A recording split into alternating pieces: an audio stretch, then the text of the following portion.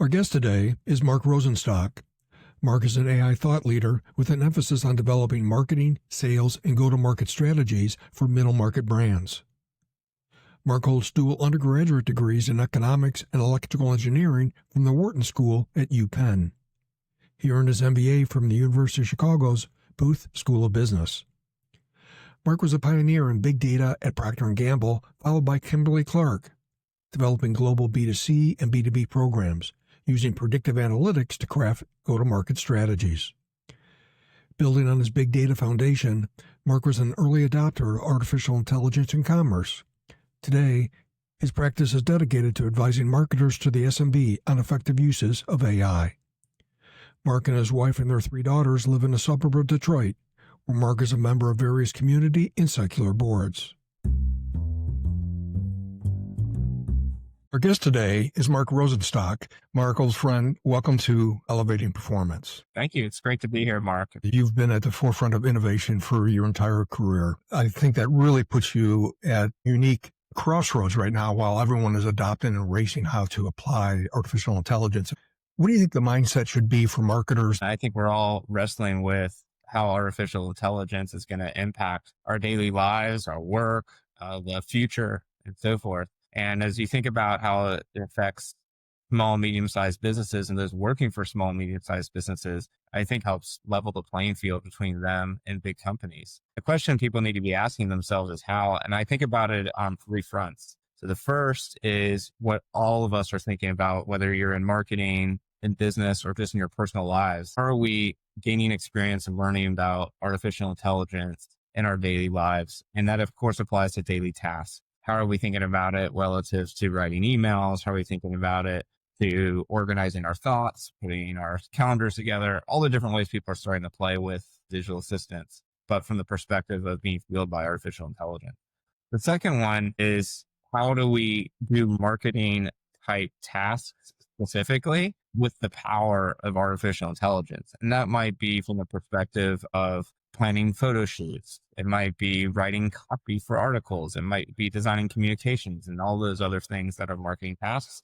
How are we embedding artificial intelligence into our work activities in a way that improves efficiency, improves effectiveness, all of those kinds of things? And then the third is more about how do we work with partners? How are our partners embedding artificial intelligence into the capabilities that we're purchasing from them? Either they're using them as agency partners or it's embedded into the software, the marketing technology that we're using. And we need to understand that in order to make sure we're making best use of those systems and those agency partners. When I get on calls, I pepper other people like, hey, what tools are you using? What's your new approach? I had a great one 2 days ago. An old friend was like, hey, Marc, if you played with the voice element of Google's Genesis, and I hadn't, Marc, you literally can have what seems like a human conversation while you're driving down the street, asking about, give me the top 5 players in this space. Give me their tactics. What did they do 4 years ago that's different today? Anything. So my question to you in this whole spirit of things, how are you looking at new adoption or new things that go into your workflow or your colleagues and clients' workflows? I think the first thing is this concept of permanent beta. We all have to be in this mindset that we're always improving, we're always learning. If you're not learning, you're falling behind.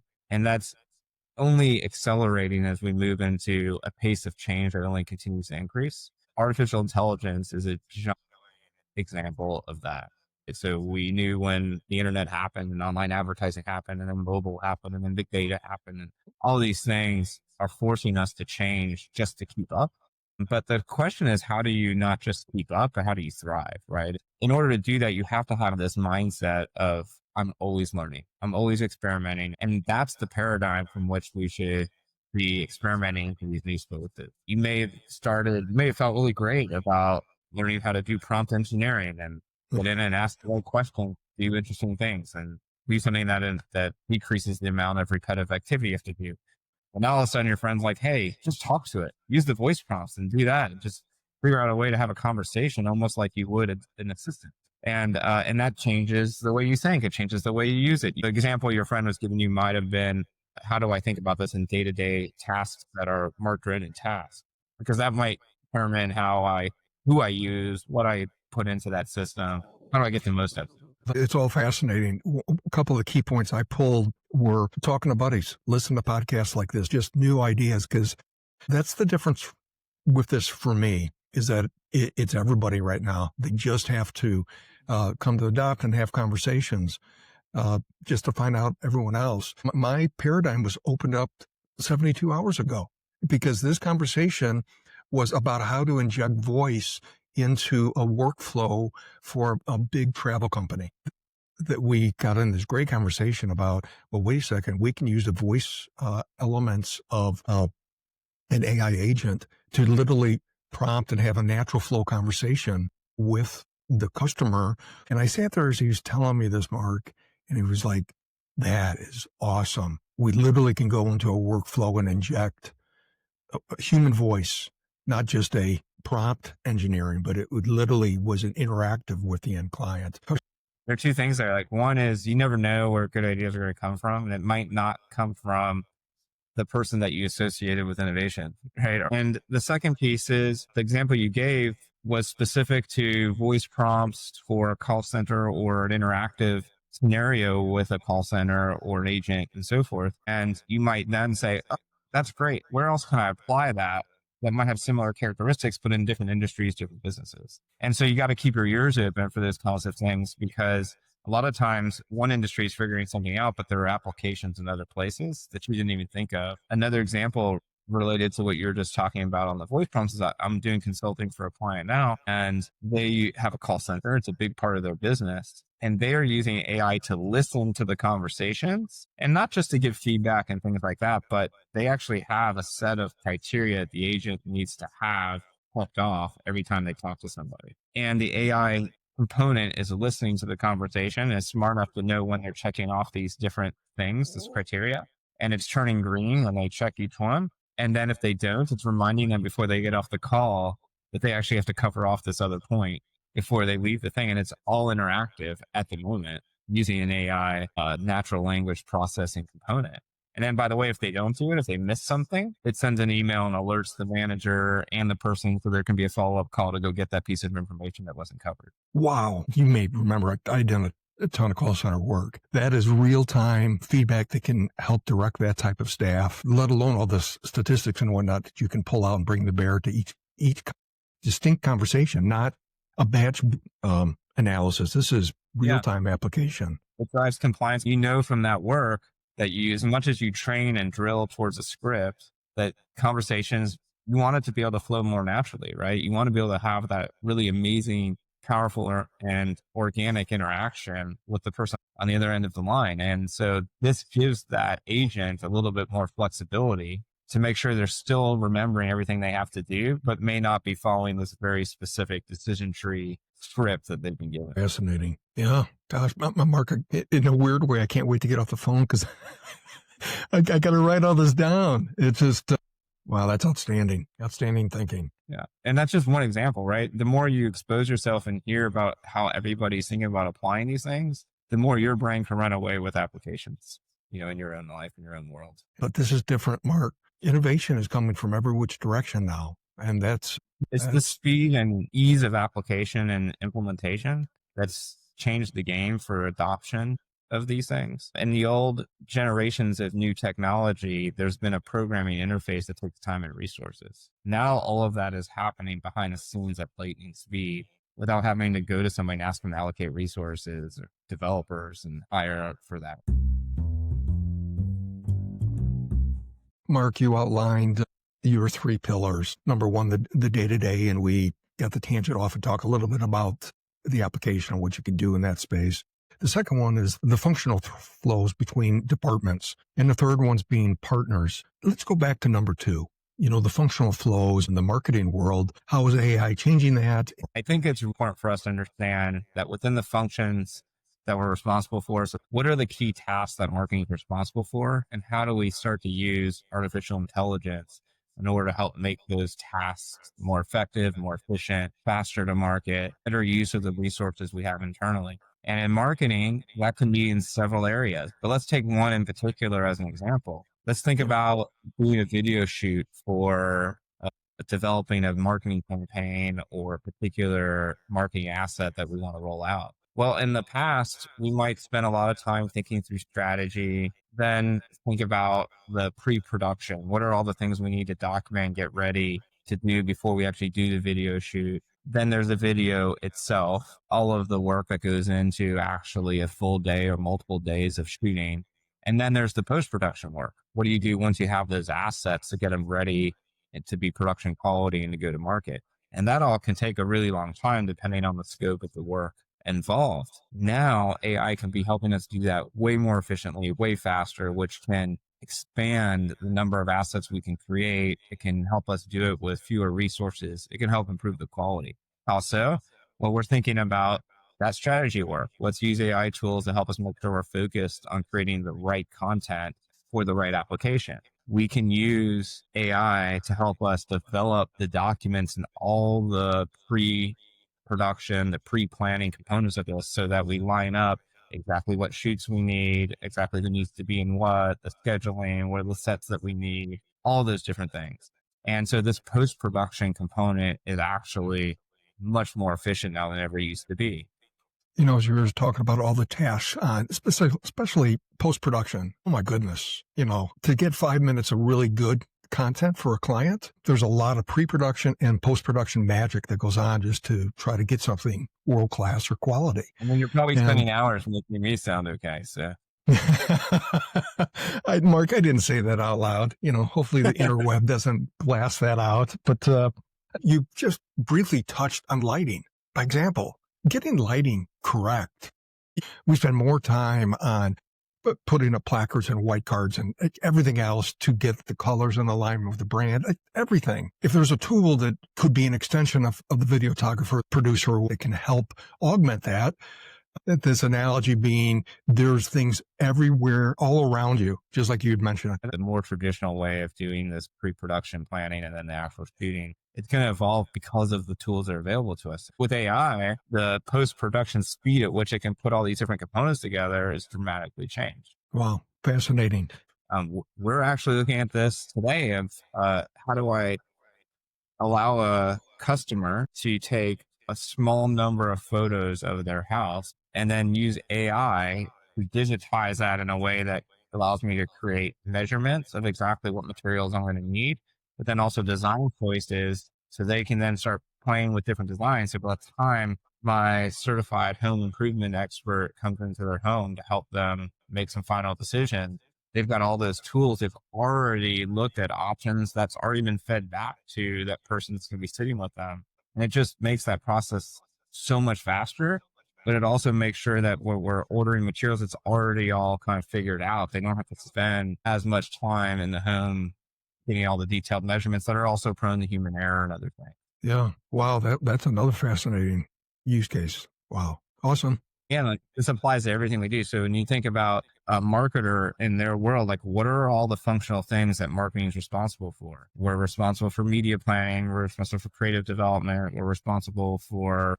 segmentation. We're responsible for media optimization of spend across areas, developing equities, 100 things, right? How do we leverage AI to make each of those tasks faster, better, cheaper? And how do we get more output out of our teams so that we can move faster and ultimately deliver greater value for our consumers or our customers? Absolutely outstanding. Mark, we've had a chance to hit on the first two of the pillars that you had outlined at the very beginning, the day-to-day work, then the workflows within your department. The third of your key pillars was partners in the partner ecosystem. Thoughts on that today? I think it's really important now that we're all embedding technology into everything we do, and that as we continue to work with the partners, especially in the agency world and marketing, that we understand how our partners are using artificial intelligence, either in the way that they're doing work on behalf of us or embedded into the software tools and marketing technology that we're purchasing and implementing as part of our ecosystem. It's really critical for a couple of reasons. First, we have to know what questions to ask them. We have to know what it's good at and what it's not good at, because it'll change how we actually use it in order to achieve whatever it is we're trying to achieve. So let's take an example. Let's think about a CRM system. All of our CRM systems now are now embedding artificial intelligence and machine learning into their capabilities. That could be writing copy for your sales reps as they design emails. It could be identifying which customers to go after and understanding which parts of the life cycle they're in, or how to drive and maximize lifetime value. There are a lot of different ways these tools are now embedding artificial intelligence to help make your team more efficient. But if you don't know how they're doing it, you don't know where they're strong, where they're weak, you could end up with blind spots, or you could end up chasing squirrels in the system. And so it's important to know, is this system embedding revenue from something I'm feeding it? Is it using other customers like me in the ecosystem to inform who's a good customer and who's not? If so, am I going to end up chasing somebody else's segmentation model? And these are the kinds of questions you need to ask your partners to understand what it's learning from, so you can know what levers to pull within the system and make sure you're using it for your business as effectively as possible. It's really critical. And it's also important to understand from your agency partners how they're using it. Are you hiring somebody to develop content for you? Great. How are they using AI to develop that content?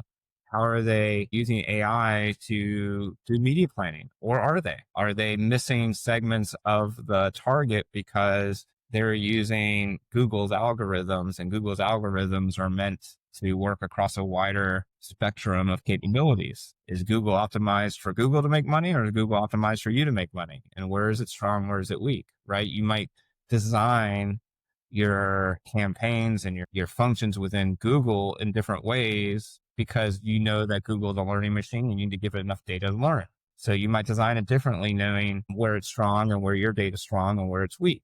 And so understanding these models are really, really critical. We can't just have a partner come to us and say, oh yeah, we use AI.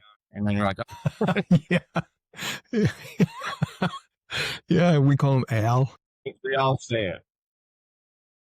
That's funny. Hey, I read an article the other day that brought me back to part of this conversation. Remember when it came out that the design metaphor was mobile first? It had more to deal with e-commerce, but it was a mindset that you don't build your desktop first, build it with mobile in mind. Well, the article was essentially titled AI First, that you have a mindset of how to apply AI. As you spoke about your agency partners, where they're getting the data that is going to be inhaled into your world. You have to understand what is their mindset. Tell me where you're getting it from, what assumptions drew it, how accurate, how timely it is. That resonate with you, or any thoughts on it? 100%. And I love the example that you gave as an analogy there. When we first started thinking about mobile first, it totally changed the design, right? So instead of designing for a desktop, they're like, no, design it for your phone experience first and then retrofit it for desktop, right? I think about this right now in terms of AI, and it's going to be a muscle that we need to build, right? It's non-intuitive to think that way yet for AI, because of what AI can do is so expansive. One of the things that we think a lot about is search engine optimization, and organic search in particular. How do we design our sites all the time to be getting more organic traffic, right? To pop in the search algorithm. Well, what's been happening at lightning speed is that what's replacing your search, and you all know this because anytime you Google something now, what pops up? The little AI blurb at the top. Used to pop up some sponsored ads and maybe some shopping ads, depending on what you search for, and then the organic stuff, right? Now AI is stepping in between that. And if you never get to the websites because you're just reading AI's answer, then if you're creating blogs, you're creating all this other content on your site to drive organic traffic to your site, you're seeing a huge hit. Well, if you're a company and you depend on getting in front of your opt-ins, now they may never see it, right? Well, the question of like, think AI first. So how do you design the content, not for Google's normal search algorithm, but how you design it for ChatGPT to consume information? And what might you want to embed into that to try to get traffic to your site? And it totally changes the paradigm. Someone mentioned to me, we're going to need AI-friendly APIs. And he said it maybe 3 or 4 times in the conversation. Yeah. You're inviting the fox into the Excuse me, Mark? I didn't catch that. What was that? You have to invite the fox into the hen house, if you will. Yeah. Gosh, yeah. I mean, I have a friend who's starting a business, and a big part of their business is creating these unique design things that ultimately get implemented on the end product. But what they've done on their website, telling their customer, go to your AI of choice, whether it's ChatGPT or Canva or whatever it is, put in this prompt, and then that's going to drive it to a page they've designed to work with the AI tool to then give the output that they're going to need in order to implement the things they're asking. So it's this symbiotic relationship. They're thinking AI first, right? They're thinking about how to design pages to be consumed by the AI to then spit out back to their customer what they're going to need to be effective, and then to give their customers the prompts they need in order to do it. Right. Yeah. I mean, that's a totally different way of thinking. Well, it's fascinating. There was an article this week tied to OpenAI launching their consulting services, and where they're embedding an AI-centric person to be embedded to look at large enterprise systems to see where they can apply AI inside those workflows. And it's fascinating because they came out and said, listen, we're just doing it for the big guys. It's going to be $10 million for us just to show up at your doorstep. But to your point, that is the mindset that has to be there, because they're not going to completely replace these legacy enterprise class systems, but you can certainly change the experience and how they're being fed and how that data is being enriched. To bring us back to the marketing world, imagine a world where instead of getting training in a more formal context for what settings to set on your camera, if you're a Canon, in order to capture the right video and photography content. Imagine if they said, what we want you to do is use this very specific prompt in your AI engine, and that's going to take you to a page that's going to comb through all this data we have, and then it's going to spit out to you what the settings you should put on in order to get the output that you need. And so then they have to design their page to do that, but you're putting the prompt and sending it to a place to get what they need to get it back out. Yeah, absolutely. That's perfect use. It's really the difference between having Canon have to invest a lot to build that AI engine directly into their site with all of the way it's consuming information versus leveraging these other engines that already exist and then telling the prompts to your customers and helping them make use of maybe several other assets to then create what it wants to create. So for small and medium-sized businesses, this levels the playing field because they may not have development resources to build that AI engine into their software, but it's very easy for them to create a page or two and then tell their customers what to put into ChatGPT or Canva. Yeah, excellent wisdom there, Mark. This is a fun segment that I like to refer to as the Wayback Machine.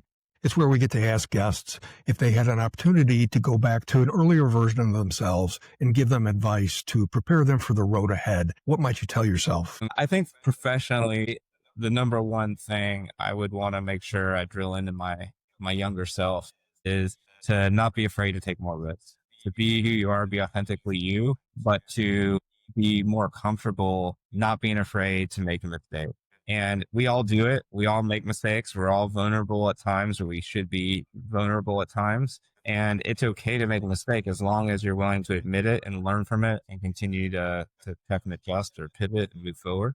I think that's really critical. And every entrepreneur I know that's been very successful will tell you they've made 1,000 mistakes.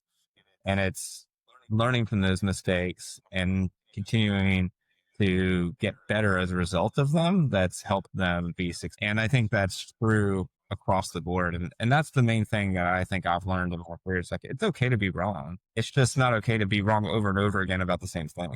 I think being okay taking risks and then moving forward and learning from those things is really critical. And it's never been more important than it is today because we have to be really fast learning machines as human beings, as professionals. The technology landscape is forcing us to be great at change and to be great at learning as fast as we can. And in order to do that, you have to be willing to take risks. You have to be willing to do stuff that you may not be good at for a while. And that's okay. But if you're not willing to take that risk and learn something new, you're going to be stuck in the old rut for a really long time. I think we've evolved to a point, Mark, where in this new technology world, there's elements, many things that we chatted about today, people have got to adopt and just recognize in order to survive and thrive that they're going to just have to adopt. And, it's healthy. Everybody else is learning too, right? Nobody has this all figured out. It's okay to be all learning at the same time and to make mistakes, because your peers are the people that you admire most. They're stepping out, taking risks and making some mistakes and learning from them too. So you're in good company. Well, Mark, you said something both there, not only about risk, which was your thesis, but you slipped in the word authentic. It's okay to make mistakes, but authentically just listen to colleagues and think about it and pivot. That's part of being authentic in how you approach life. Okay, old friend, say hello to all our friends in the Detroit area. Always good talking to you, Mark. It's great speaking with you, Mark. I always love our conversations. So thank you for having a great discussion. You bet, Mark. Have a great day, buddy. Talk to you soon.